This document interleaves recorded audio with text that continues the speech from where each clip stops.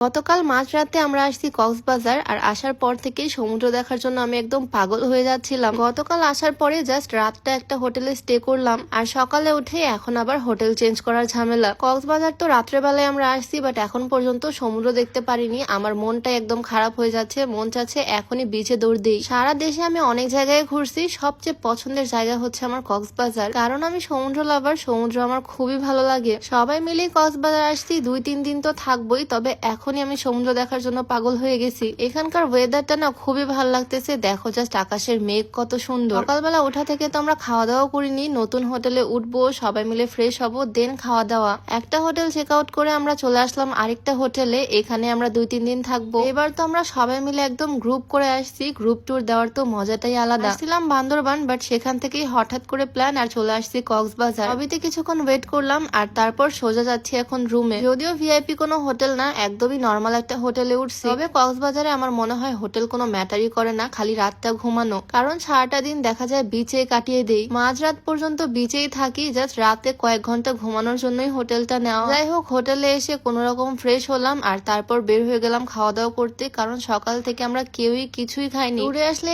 খাওয়া দাওয়া নিয়ে একটু অনিয়ম হয়, তাই ভাবতেছি ভালো ভালো কিছু হোটেল খুঁজবো যাতে খাওয়া দাওয়া নিয়ে কোনো সমস্যা না হয় নেক্সট ডে। সমুদ্র দেখার জন্য আমি আর ওয়েট করতে পারতেছি না, খাওয়া দাওয়া শেষ করেই একটা রিক্সা নিয়ে নিলাম, দুজন মিলে এখন যাচ্ছি বিচে। সবাই এখন হোটেলে গিয়ে রেস্ট করবে, বাট আমার মনে হয় কক্সবাজারে এসে রেস্ট করার থেকে আমার বিচটা দেখে আসা বেশি ইম্পর্টেন্ট। সমুদ্র দেখার জন্য একদম পাগলই হয়ে যাচ্ছি। খাওয়া দাওয়া শেষ করে একদম ঠান্ডা পড়া রোদের মধ্যে আমি চলে আসলাম বিচে। লাবণী পয়েন্টে আসছি, মানে লাবণী বিচে। সমুদ্রের পাড়ে প্রিয় মানুষের সাথে কিছুটা সময় কাটাবো। আচ্ছা, তার আগে তোমাদেরকে স্কিন কেয়ার কিছু প্রোডাক্ট দেখিয়ে দিই। এটা হচ্ছে একটা স্যাফরন কম্বো, যেখানে আছে একটা স্যাফরন সোপ। এটা একটা স্যাফরন গট মিল্ক সোপ, যেটা স্কিনের সানবার্ন দূর করবে, স্কিনটাকে ব্রাইট করবে। অল টাইপ স্কিনে এটা ইউজ করা যাবে। আর তারপরে থাকছে একটা নাইট ক্রিম, যেটা স্কিনের সকল রকমের স্পট দূর করবে, স্কিনটাকে কয়েক শেড ব্রাইট করবে আর ভিতর থেকে স্কিনটাকে হেলদি করবে। আর এটা হচ্ছে স্যাফরন সিরাম। সিরাম স্কিনের জন্য কতটা উপকারী আমরা সবাই জানি। স্কিনটাকে হেলদি করার জন্য, স্কিন সুন্দর মসৃণ টান টান রাখার জন্য সিরাম অনেক হেল্পফুল। আর এই কম্বোর সাথে থাকছে ছোট্ট একটা লিপ বাম ঠোঁটের কেয়ারের জন্য। প্রত্যেকটা প্রোডাক্ট কিন্তু একদম অরিজিনাল। এই ফুল কম্বোটা তোমরা পেয়ে যাবা জান্নাতিস গ্লো ফেসবুক পেজ থেকে, পেজটা আমার ডেসক্রিপশনে মেনশন করে দেওয়া থাকবে। দুপুরের এই কড়া রোদে বালু একদম গরম হয়ে গেছে, তবে সমুদ্রের পাড়ে আসার সাথে সাথে মনটা একদম ঠান্ডা হয়ে গেল। সমুদ্র মানে আসলে অন্যরকম একটা শান্তি।